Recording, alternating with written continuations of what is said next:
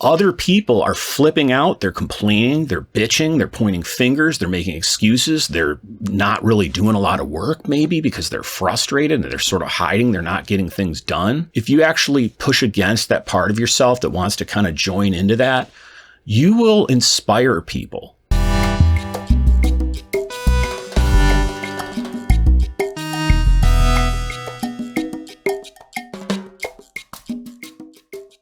Are you on a really crappy software project right now? You just want to bail, but you can't. You're stuck. Maybe it's hard to find a new job. Maybe you really need the money. Hey, there's a variety of reasons. Well, you could just bitch and moan, and I've been there. But if you look at it through the right lens, a really difficult or toxic software project can actually be an opportunity to get stronger and grow as a person and a programmer. And this can really make you worth a lot more on the marketplace. Your company will look up to you a lot. If you ever try to start your own company, it can really help you succeed. So today I'm going to share with you 5 ways that if you look at these difficult situations you're in on your kind of crappy software project for whatever you're facing, you can actually grow from it. And I have to be honest with you, if you like these episodes, you like this channel, you might think I'm really wise, but really I'm just as stupid as anybody else. I've made a lot of really dumb mistakes in my life. If you haven't watched my burnout video, go back and watch that and you can see some of the big ones I made. But, over the years that I've gotten clean, I shared with you in that video how I was a marijuana addict for a really long time. I also had really poor relationship with my wife and my kids. When I came back to faith in Christ, I really started to look back on some of these tough situations that I went through in my career. And I started to look at them through a little bit different lens. And so I just want to be upfront with you that today, these 5 tips I'm going to give you that I really do help you, they're not because I'm some super wise dude or I'm smarter or better than anyone. It's actually the opposite. It's actually because I did this the wrong way or I didn't see the opportunity. And, I try to read my Bible.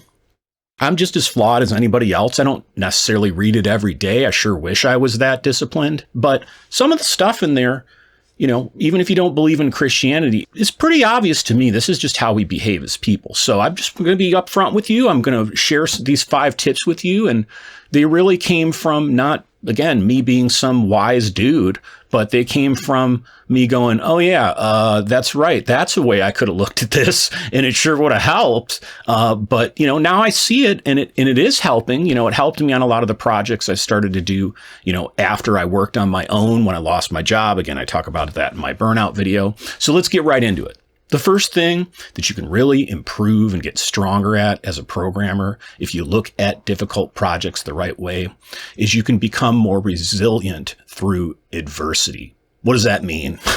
Well, basically, if you've been on a project and you've ever looked at your management and been like, man, I told them how messed up, let's say, our CI/CD environment was, or I told them we can't hit this date, and I wish they'd stand up to their boss, or I wish that they would, be stronger, and you feel like they're kind of wimping out.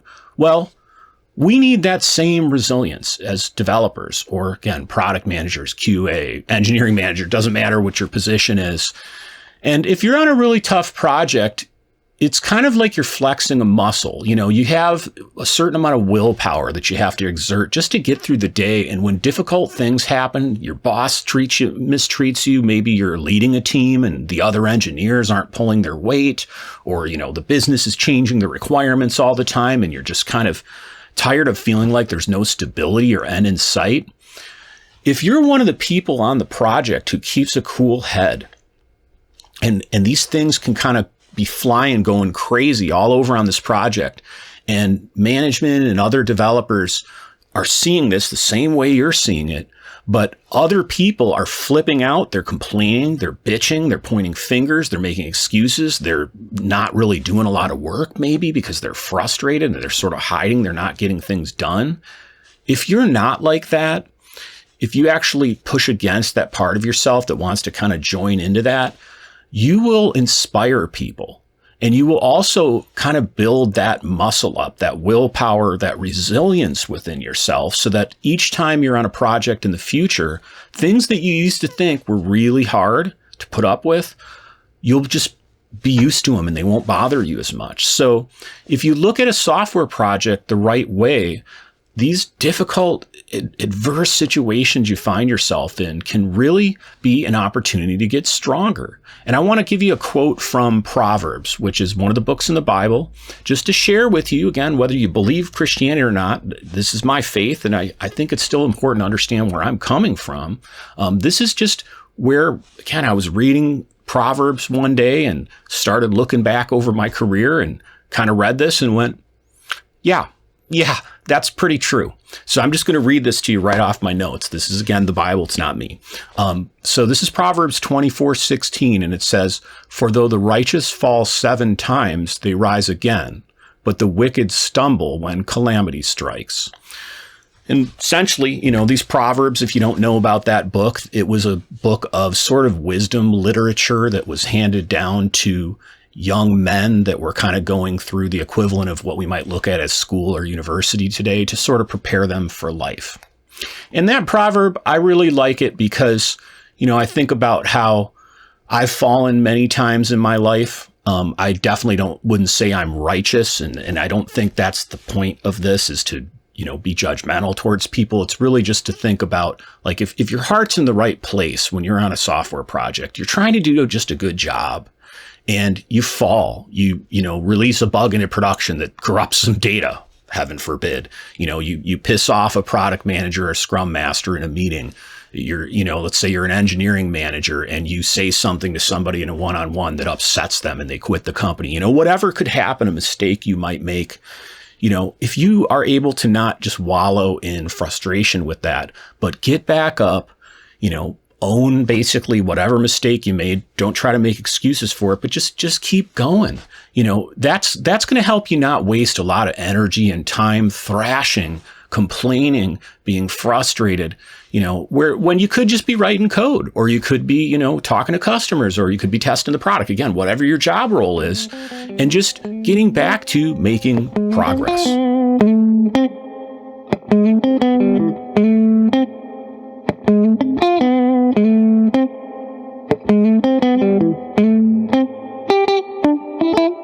The second thing that I think really tough software projects can actually bring out in us and help us be better people and better developers or product managers, again, whatever our role is we really get a lot better at problem solving. I've mentioned this in other videos, and you may have heard this, but most of us are paid to solve problems. We aren't paid to just do stuff that's fun.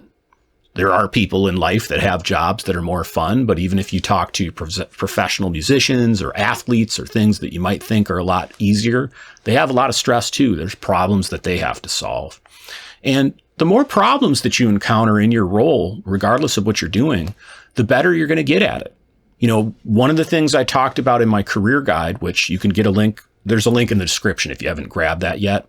That career guide just talks about how there's a period of everybody's career, including yours, where the main purpose is just acquiring new skills. It's learning to program better, or learning to, manage the backlog better if you're doing Scrum, or, learning to be more encouraging, let's say, or support people more if you're in an engineering management role or something like that. But I think many of us want to advance so fast in our career that we're not willing to just look at, hey, maybe I'm in the stage of my career that right now it's okay that I'm still feeling uncomfortable and I'm still feeling a little bit of imposter syndrome, because I'm still in that skill acquisition phase. Now, I think I have shared this in many episodes that I don't feel any of us ever stop acquiring skills. And it says that in the same career guide that I just mentioned. But, one of the things that you'll get really valuable to in a company is if you come onto a code base, let's say as a developer, and you've never seen some framework or API before, and you just kind of get really overwhelmed and you then all of a sudden feel like you have to take a whole course on the weekend or over a month and, become an expert on that technology, you're going to stress yourself out. And that whole time, you're not really solving a problem. You're not actually adding value. And you're creating a lot of anxiety and unrealistic expectations that you're setting for yourself. But if instead you go, hey, there's a problem here to be solved. There's some code. It's in a language I don't know. I don't need to master it. I don't need to know every operator and every advanced piece of syntax, to implement everything I would want to know in Rust or Python or, some configuration language. Again, if you're a product manager, maybe it's a problem with how you're distributing your market or you're distributing your product to your market rather. You don't need to know everything about distribution in that market. Maybe you just need to know a little bit about the one problem that you're trying to solve. But if you get good enough at targeted problem solving where you're not wasting time learning more than you really need to know. And I have an episode from about 3-4 years ago where I told us a true story about a time when I realized personally myself that I'd been spending way too much time just trying to learn stuff I didn't need to know to actually make progress on the project. You'll be really valuable to your company because where a lot of other people are really wasting time trying to master stuff, they're not actually solving the problem. They're not actually making progress. You'll come in there and just get it done. And the proverb that I read in the Bible that really spoke to me, that made me realize that I had been complaining and bitching during, 20 years of my career way too much and not looking at the upside of this. I'm going to read that to you now. It's basically Proverbs 24:10. It says, if you falter in a time of trouble, how small is your strength? And man, I don't like to always think of myself as weak, but if every time there's a problem, I just lose my shit or I get, pissed off at somebody or I make excuses, ultimately as a father, because I have children, I'm setting an example for them. And I need to set an example that like when things go wrong, I don't flip out. I need to show them that I can be peaceful, that I can have strength, and that I can just get over it. And I think if you are able to do that as well, not only are you going to make progress and set a good example for people, but also you're just going to have less stress and less anxiety. The third really difficult thing that can happen to us on software projects that makes it feel toxic, but we can really turn into a really powerful strength that we can then leverage the whole rest of our career, is improving our teamwork and collaboration and communication. These days with smartphones and our computers and just having digital everything, we're more isolated than ever. I've told you before, I'm Gen X, so I kind of grew up in a period where we didn't have as much computing technology. And then when I was in my sort of mid-20s, that's when the internet really took off. So I kind of experienced, both sides of that. But, once I got a computer and I started spending tons of time on it and playing, Diablo and EverQuest and World of Warcraft and every other, popular game that came out, I found myself, even as a dad, just like losing my ability to just have social time with people and talk with people. And when you're on a software project, Slack, for example, is I kind of have a love-hate relationship with it. I think it's great that you can potentially get instant feedback from people, but the quality of that feedback, it's, text messages. You can have coworkers that you've been working on a project with for 3 months, 6 months, 2 years, who you've never had a really meaningful interaction with. So, if you're on a project that's really difficult and let's say you've got a manager or a tech lead and you're a senior engineer or a junior engineer and you feel like there's a lot of friction there, I often recommend to people, call them on the phone. It'll freak them out a little bit because they'll be like, whoa, why are they calling me? But even if you got to send them an email first and just give them a heads up, hey, I wanted to see if we could just hop on a Zoom for 15 minutes or whatever. If you learn to confront difficult people or no matter how uncomfortable it is, I hate doing this too. I hope you hear me with this. If you've got that pit of your stomach feeling like I can't stand that person or they're really pissing me off and you just let that stew, you're just again, creating tons of anxiety for yourself. I call this channel healthy software developer. I'm out here to help you be healthy. You don't want to sit in that anger and that frustration or that worry. So you got to clear the air. And I think the only way you can do that is you have to get into a real face-to-face or at least virtual, webcam to webcam conversation and just hit the person straight on with, how are you feeling? What are you worried about? Let them know, even if they're pissed or they're frustrated. There's a book called Flawless Consulting. I've mentioned this in probably 10 episodes of the show over the years. Peter Block wrote it. He does a fantastic job of motivating you to really have authentic relationships with people. But being able to just talk directly to people in difficult situations, even though it's uncomfortable, even though you might be pissed at maybe how they're treating you, or you feel like they're not doing as good of a job as you think they are, or maybe, you're leading other people. I've been in this situation and you're depending on them to get their work done and to actually be making progress. And you're under all this pressure and they're just not delivering. Sitting in anger or frustration, it's not going to help anybody. At some point, you got to just have the guts to just confront them about it, and confront them in a nice way and try to get them to really understand where you're coming from. And if you can do that, I don't care if you want to become a director or a CTO someday, you want to start your own company, or you just want to get promoted, from, let's say, junior or entry level to a senior engineer.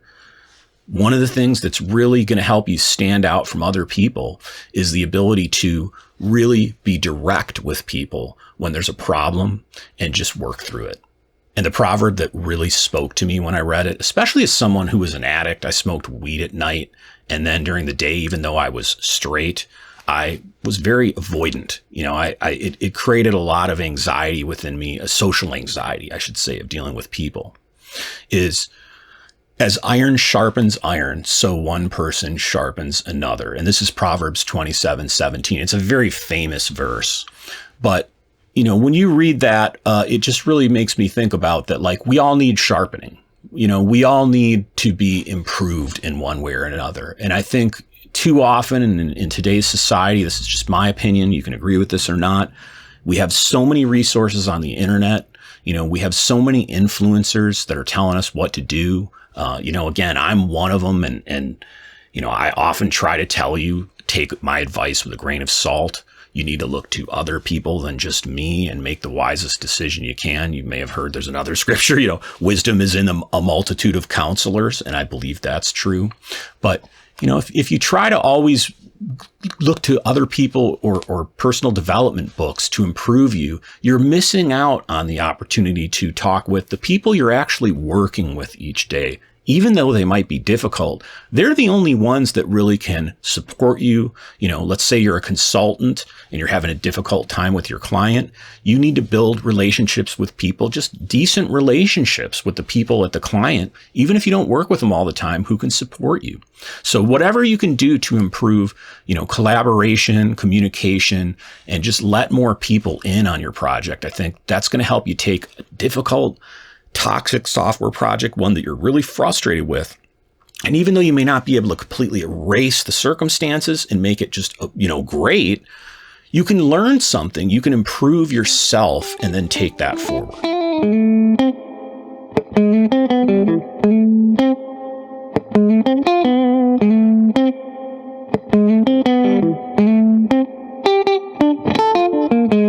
The fourth thing we can do that'll really help us become more valuable in the marketplace if we can deal with difficult situations is to have more empathy for people and to develop leadership skills.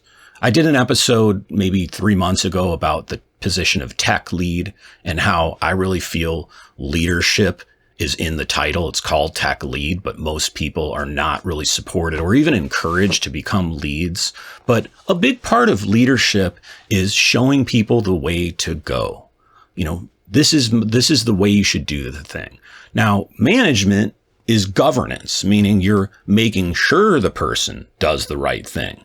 And I think we've all experienced the difference between having a boss or a manager who's a visionary or a leader, and they inspire us and they show us how to do something and they're kind of helping us along the way, versus someone who's just this is what you need to do. You're not doing it right, or make sure you do it. And that can be really frustrating. Well, you yourself, I think, even if you're not in a leadership position, in the interactions that you have with other people, there's a bunch of opportunities, even on toxic, difficult projects that suck, maybe a death spiral. You feel like the thing's kind of done and you're just waiting for it to fail. You still can show people that you are a leader. And one of the biggest things you can do is to have more empathy. Now, empathy is super popular to talk about. There's all these personal development books, yada, yada, yada. You could search YouTube. There's probably going to be a million videos about empathy. But in the context of just your work relationships, I think part of what I mean by this is when you're dealing with, let's say, another difficult person, and you're trying to get through to them, or they don't seem supportive of you, or it's, let's say you're a developer and the Scrum Master just pisses you off for some reason. Empathy would be trying to understand, what are they going through? Like, what's their job like? It may seem easy to me, but maybe, having a little humility to say, I don't really know. I've never, maybe I've read Scrum books. Maybe I think I get Scrum, but I've never been a Scrum Master. Or maybe you're frustrated with your, ops or DevOps or infrastructure people that are running the cloud environment. And you feel like, gosh, every time we need a new, secret for an API key, it takes a week and a half. And I can't stand how long this stuff takes. If you've never done that role, you might not understand some of the, let's say, regulatory compliance they're facing. So, having the ability to, before you just kind of lose it and before you make a bunch of assumptions about people, have some empathy for the situation they're in and have some patience with them, I think can really help you, even if you're in the middle of a really, really difficult software project. And again, you can't just bail. Find something that you can get better at, that you can get stronger at. And the proverb that I read in the Bible that really helped me, again, look at empathy as being more important. I felt like as a consultant, I had already developed some ability to do this. But, once I went on my own about 6 years ago, this is when I think I really started to practice this more and be intentional about this. I was also clean. I wasn't, smoking marijuana anymore.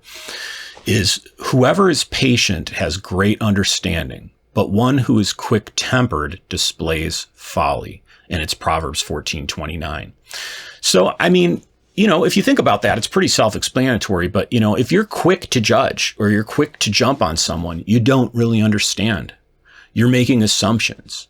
But, if you wait and you take some time to understand that person, and you take some time and have a little bit of humility to really think, why did that person just bitch at me? Why did that person make another excuse? I hear these excuses all the time. Really try to understand what drives them. How are they measured? And I have an episode where I talked about persuasion, how you can persuade people on software projects better. That one goes into much more detail on this. But this is another one of those things that if you're on a difficult project will really help you get stronger. And the fifth thing, working on a really toxic, difficult software project can actually bring out in you is an increased appreciation for positive work environments. Ha! This is going to sound hilarious and obvious, but think about it. If you've ever been in a really difficult situation, let's say you dated somebody and you had a really bad relationship with a boyfriend or a girlfriend, and someday you got into a better one. Don't you appreciate that person so much more because of how bad you knew it was before? And software projects are the same. I think if you can make it through a really tough project you're on right now, you're dealing with some really difficult circumstances, some really difficult people.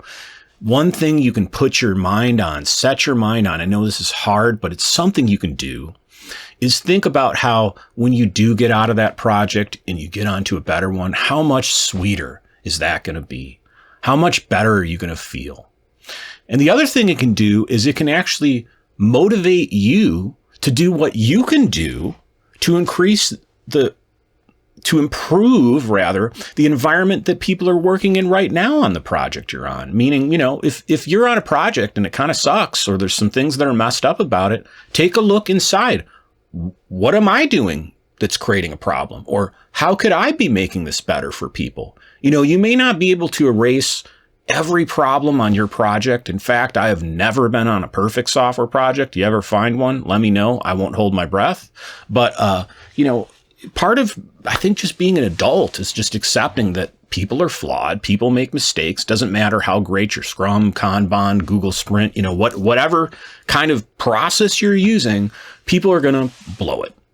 And so savoring those times when you're on a good project and then doing the things that you got to do to make sure that that project stays positive is one of the things that I think as your career goes on, if you don't just stay stuck in, the moment of like this project I'm on, I can't stand it, or the sprint I was working on, I can't stand, how the pressure is affecting me or something like that. It's going to end at some point. That sprint's going to end. The project's going to end. Your job's going to end. And you're going to be in a different situation at some point. And if you can focus on that, that'll really help you have that resilience that I talked about in the first point to just keep going. When a lot of other people are going to bitch and moan, and that can feel really great for a little while, but unless you really just enjoy being miserable, and I think as programmers sometimes we almost get off on just bitching about how messed up our project or the industry is. If you want to rise above that, if you want to actually reach levels of your career that other people can't, the only way that you're going to do that is you have to find a way through the adversity of the project you're on now to become a better and stronger developer, product manager, engineering manager, whatever your position is than your peers, because it's character that really separates us from other people on the job. I want to tell you a quick story.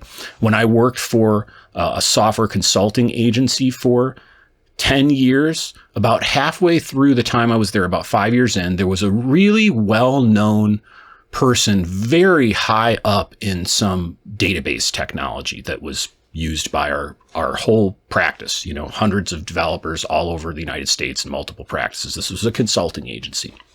And this was someone who had written books, and they were, looked up to by the community as this just technically excellent person. And we hired them. I don't know how they made it through the interview process, because at that point I felt like our interview process, now I wasn't involved in that specific hire, but we were pretty good at identifying people that were kind of jerks. And this person was brilliant, so smart, could solve any problem with this database you could possibly think of. I mean, just savant level technical capability. But they were a complete ass to work with. They belittled you. They talked crap about the client behind their back. They were just negative and toxic. And about 6 months after them being at the company, they were let go because nobody could deal with them.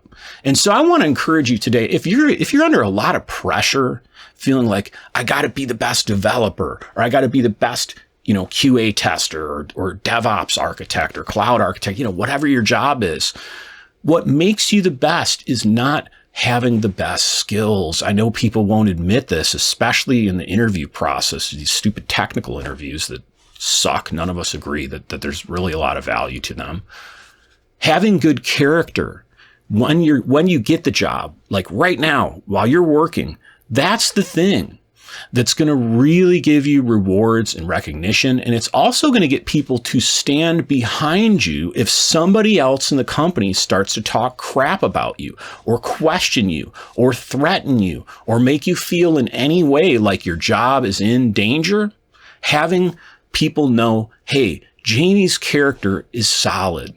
Yeah, he's not perfect. Yeah, he's made mistakes. Who hasn't here? But look at all these things that he's done to deal with the adversity and try to communicate better with people. So I want to just leave you with that today and just ask you, are you dealing with a really difficult software project right now? What is going on? Share it with us. Are you trying to get through it and really struggling? What are some of the things you're doing? Did any of these tips I gave you today, can you relate to them? Are they helpful? I know this is a lot easier said than done. But the biggest thing I can encourage you with today is just to keep a cool head and to not be harsh and angry towards people when you're struggling, because that's going to come out in your personal life. That's going to be just bitter anger that you're going to hold on to inside. And I've done it. And it only really hurts you. And so the last proverb I'm going to leave you with today is one that also I read that really made me reflect on what an idiot I had been, just allowing myself to continue to be so angry and just go along with the flow of everybody else because it was comfortable and it was popular and it's what I had learned to do. And this proverb says, a gentle answer turns away wrath, but a harsh word stirs up anger. And that's Proverbs 15:1. And so I just want to encourage you today, again, if you're dealing with some difficult stuff, just hang in there, and I'll see you next time.